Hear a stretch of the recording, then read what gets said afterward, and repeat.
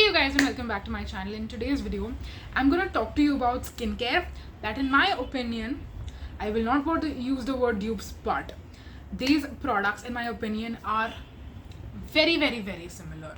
Like almost जो 19-20 का फर्क बोलते हैं, those are how similar these products are. And I think if you already have one, you don't need the other, and vice versa. And some of these are actually ones that I haven't spoken about a lot of times on my channel. Like certain other products I've already mentioned to you in other videos, in my opinion, are dupes / alternatives for each other. These are ones that I haven't actually mentioned. I might have a little bit, but I haven't spoken about them too much, so I wanted to do a dedicated video and speak about all the products that in the past 6 months to 1 year I have used and tried out, and I feel like a lot of them are very similar to each other.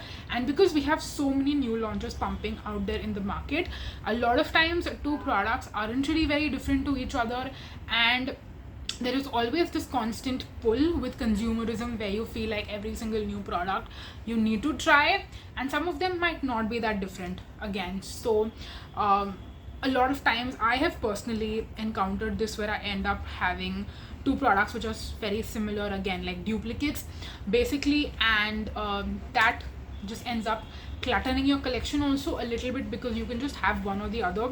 You don't need to necessarily have both, in my personal very humble opinion. So yes, in case you want to know what the products are that I think are personally very similar, then let's dive right into it and let's start speaking about them.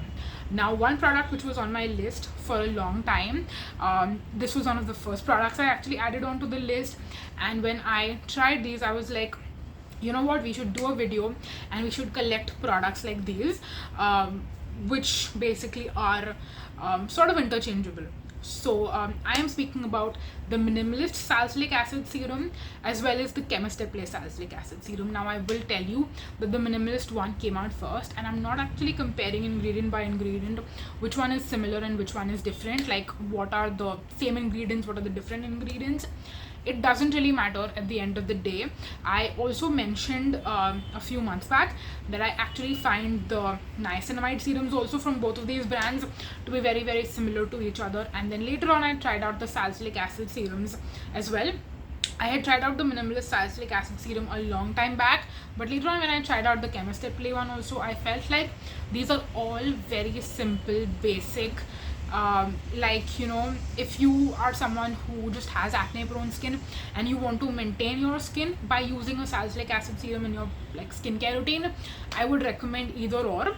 I would say if minimalist products generally work very well for you, then stick to the same brand and get the salicylic acid from them as well. And if you are really tempted by the offers that Innovist does very often, and you are anyways placing an order and you're able to get the Chemist one as a part of the offer, do that. Chemist will cost you cheaper, because if you're purchasing during the offer, you can definitely save a lot of money, and if you like it, it would be easier to repurchase, whereas Minimalist doesn't do offers that often, so you might end up spending a little bit of extra money. So do keep that in mind as well. But apart from that, formulation wise, results wise, what these two are targeted towards, I don't think either of them are your targeted like acne focused products that you would use if you have a lot of breakouts on your face. I don't think that either of these would be very helpful or beneficial for you. Just giving out that information out there as well.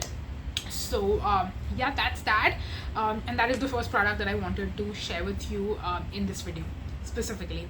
The second one is the Aqualogica sunscreens and the Dermaco sunscreen, the 1% hyaluronic acid gel sunscreen, which is the cult favorite. In my opinion, the Aqualogica Hydrate sunscreen and the Glow Plus sunscreen are very similar to each other, and that is something that I've already told you. I have also mentioned a few times that the Dermaco is very similar to the Aqualogica sunscreens as well, because all three of them come from the same parent company. That is, I think, the primary reason why they're all very similar to each other, and you cannot tell a difference. In terms of price though, Aqualogica is actually cheaper than Dermaco, whether you're getting the 50 gram size, which is the standard size, or if you're getting the value size, which is 80 grams, the Aqualogica is still cheaper. than Dermaco. So that is one thing that you can keep in mind. And of course, if you're getting them at offers or discounts, both of the brands do the buy one get one offer a little bit less frequently as compared to many other brands, and it happens generally, I want to say, every 2 to 3 months. So keep an eye out for that as well. That being said, this specific dupe thing I have actually spoken about a couple of times, but what I did not tell you was that the Dr. Sheths Haldi and Hyaluronic Acid Sunscreen is also very, very similar to the Aqualogica and the Dermaco.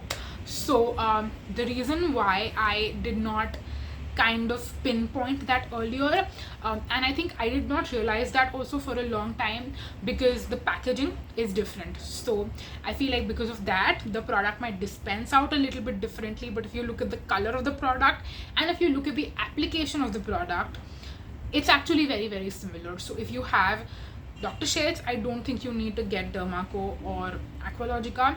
Whereas if you already have Aqualogica and Dermaco, I don't think you need to get Dr. Sheths. So it's kind of a vice versa situation. That being said, Dr. Sheths does their offers a little bit more often. And again, looking at the packaging component also, you might want to decide which one you prefer. Aqualogica and Dermaco have the airless pump packaging, which I feel like reduces a lot of waste. Whereas the Dr. Sheths, because it comes in a tube, I feel like sometimes there can be products stuck towards the wall of the product, and that doesn't come out very easily. That being said, again, the 80 gram of the Dermaco and the Aqualogica also have a tube packaging. So again, there will be a little bit of wastage with that, which is again why I keep on reiterating that in this video. Preferences for product, for brand, for sales, etc. are very, very subjective. I'm not really comparing over here which is better and which is not. This is not a this or that video. The reason I do this or that videos is actually because I want to tell you one is better than the other. Whereas in these videos where I'm giving you the two options, the reason I'm doing that is because one is necessarily not better than the other. It's more so like you don't need to have both. That's what I want to tell you, because if you end up with both, one is not significantly better than the other, where it's going to blow your mind and you're actually going to feel like your collection is getting something new.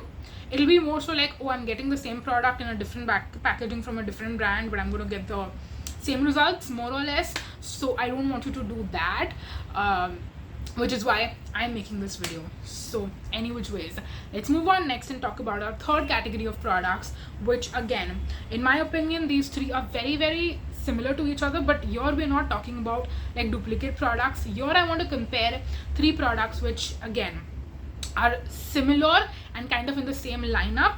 One is more thicker and heavier than the other. Some are more lightweight, so you can really pick and choose which one you want to get depending on your skin type.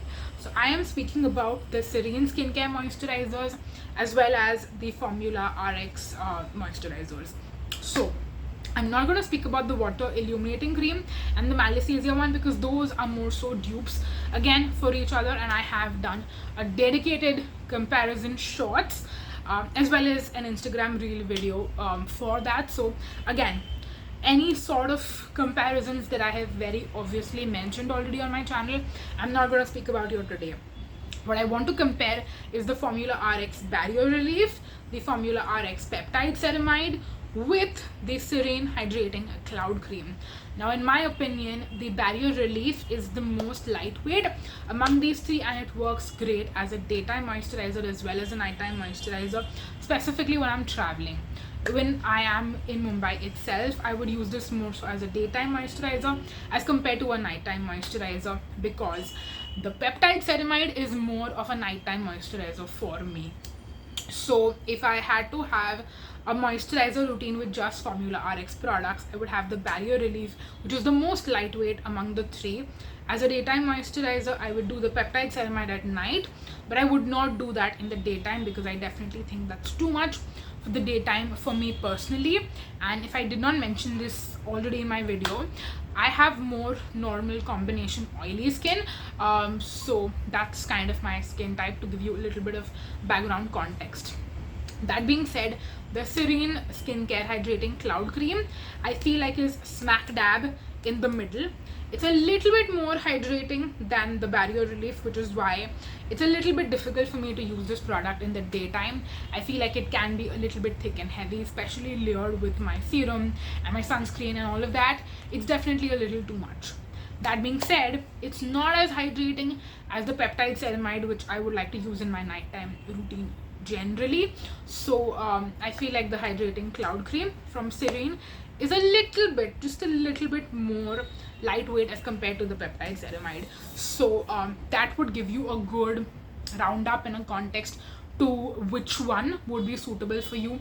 If you have used one or the other, it'll help you understand what would work for you in what setting and what sense. So that's the reason why I wanted to compare these three, to give you like some background, because again, you don't need to end up with all three. I think one or two out of these three would be more ideal for you. Moving on next, since we're talking about Formularx, let's talk about one more Formularx comparison. And this particular product is the Airbrush Facial from the Formularx. Again, this is an amazing product that I haven't spoken about too much on my channel, but it's something that I use pretty consistently, I would say, in my nighttime skincare routine. I wouldn't use it every day. I would probably use this twice or thrice in a week, and it's a really amazing exfoliating product, which is a very unique texture because it comes more so in like a cream as compared to like a serum texture. So this is a very unique product. But then a newer product launched in the market from a different brand, and when I first tried it, I actually did not get a full size, but I received a sample from them, a PR sample basically, and I'm speaking about the Foxtale Diva. The Foxtale Diva is like an exfoliating treatment again that is supposed to be like an overnight glow facial kind of a product. If you basically how they market it as, which is really funny to me, is if you don't have time to go to the parlor and get a facial done, you can do an at-home facial in the form of Diva. So it's basically again very similar in terms of how you would use it, in what step you would use it. You would use it in a nighttime skincare routine as your exfoliating treatment serum step. Then you can put a moisturizer on top of that and go to bed, and the next morning you're supposed to wake up with really fabulous skin and it would look like you've gotten a facial. So that's what Foxtale Diva is supposed to do. And the Formularx Airbrush Facial is also basically, I mean, you can tell from the name itself, it's supposed to be the same kind of product. And these two are actually very similar again to each other. So if you have one or the other, I think you will be happy. The Formularx Airbrush Facial though is a little bit more expensive than Foxtale Diva, and I'm not just saying that in terms of the regular MRP, I'm also saying it in terms of the offers. So Foxtale is on offer way more often, pretty much every week that you go to their website, you will see some sort of offer on the products, whereas Formularx doesn't do offers that often. It's more of an indie, smaller brand in terms of the scales, so that's why the pricing is the way it is, and they do not do offers that often. I've seen their anniversary offer though go on for a really long time. Even I guess yesterday or day before yesterday when I looked at the website, they had the 25% offer still going on. So you could do that, or you could purchase it from Sublime Life. And of course, again, quick little shameless plug, I do have an affiliate discount and an affiliate code with Sublime Life. So if you want to purchase it, and if you can find the Airbrush Facial on in stock basically on Sublime Life, because I will tell you it's not always in stock on Sublime Life, you can actually purchase it at a better price if you have your points, or if you're using my affiliate code or whatever, you can actually find this at a better price. So depending on comparing, like I said earlier, you can compare the offers, you can compare the price, and you can decide which one you want. I have used the Diva enough to tell you that it's similar to the Airbrush Facial, but I do feel like I prefer the Airbrush Facial a little bit better, because again, I purchased it, I had the full size, I've used it for a longer period of time, and I've seen really great results with it on my skin in different settings, different skin conditions also. and it's worked really well for me overall. So I would personally, even though it might be a little bit more expensive, recommend that one over Foxtale Diva. This one I've just used a couple of times because again I just have the sample, so keep that in mind. Moving on, next let's talk about my last comparison for this video, and again this is one that I just recently discovered when I was using one of the two products, and I'm speaking about the Plum Rice Water and Niacinamide Sunscreen. This is more of a newer launch. I wouldn't say it's super duper new. I feel like it's been around in the market for a while and people have reviewed it and spoke about it left, right and center when it was more of a newer product. And I don't think anyone has drawn the comparison between the two products, basically the other product that I would compare this one to. And let me tell you what that is before I can give you more context. I am speaking about the Dot & Key Vitamin C Sunscreen, which again went viral in the Indian market. I feel like on Instagram specifically, I felt like every person who reviewed this absolutely raved about this. And if you have kept up with my videos over the past couple of months, you would have seen that I actually told you that this is not one of my favorite products and I would not recommend it. In fact, I actually decluttered it because that's how much I disliked it. So let me tell you the comparison between the two, and in this case I can actually tell you that I prefer one over the other. And I think it's very clear that I prefer the Plum over the Dot & Key. And again, let me explain myself to give you more context. So the reason why the Dot & Key Vitamin C Sunscreen did not work well for me is because yes, it is a more thin, liquidier consistency, and it would seem like it's something that's going to blend very, very well into the skin. But I don't know what it is about that product. It might be the UV filters, it might be, you know, just my skin. And a product that is super duper liquidy doesn't generally tend to blend very, very well on my skin. It is claimed as something that doesn't have a white cast, but on me it actually does leave behind a white cast. So I don't have the experience that a lot of other people have. That being said, let's compare the Plum one to the Dot & Key one, and this one specifically is actually a different texture. It is described as more of a hybrid sunscreen, and the texture on my hand is more of a creamier, more fluffier consistency. It's a little bit thicker compared to the Dot & Key because Dot & Key is super duper liquidy. So in comparison to the Vitamin C Dot & Key sunscreen, this one is a little bit more thicker, but it's actually a very fluffy cream that when you blend onto the skin, it actually, I would say, it does leave behind a little bit of a white cast. But once I keep blending and blending and blending in, it can look a little bit patchy in certain areas, so you just have to blend properly.